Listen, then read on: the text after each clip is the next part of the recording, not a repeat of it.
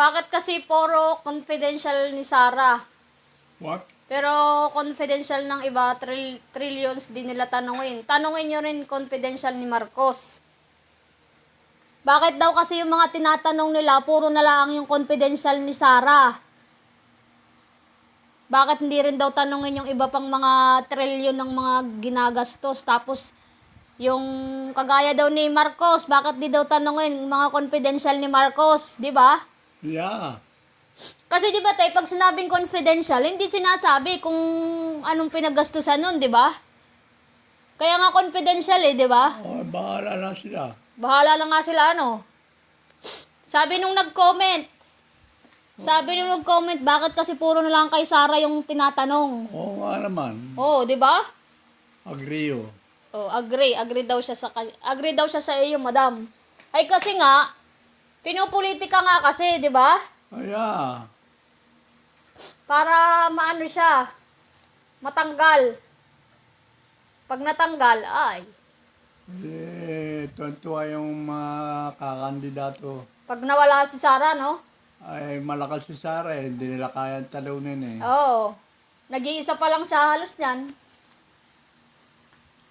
Wala akong napipis na kandidatong mahusay-husay. Wala kang napipisil. Maliban kay Sarah. Yeah. Talagang si Sarah lang, eh.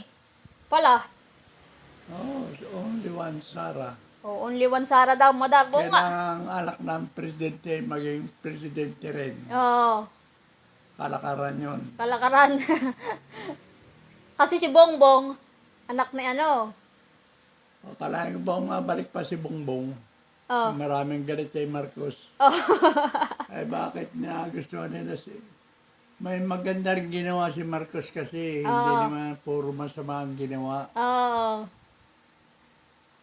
Ang masama no, lahat lang ginawa yung masama. Hindi naman eh, may mabuti rin ginawa. Oh, maraming naipatay yung mga school, Oo. mga highway, mga ospital. Yung PICC, Philippine International Convention Center. Oo. Doon nanunumpa yung mga abogado. Ay, tama ka daw, ma'am. Bakit nga ba ganun? Thank you, madam. Tama si madam, di ba?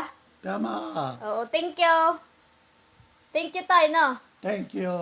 Good morning. Good morning. Tanong mo, nag-almusal na siya.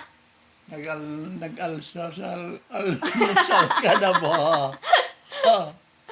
Nabubulolo ng bata. Sarah tayo, no? Sarah. Sarah talaga. Sara. Oo, Sarah.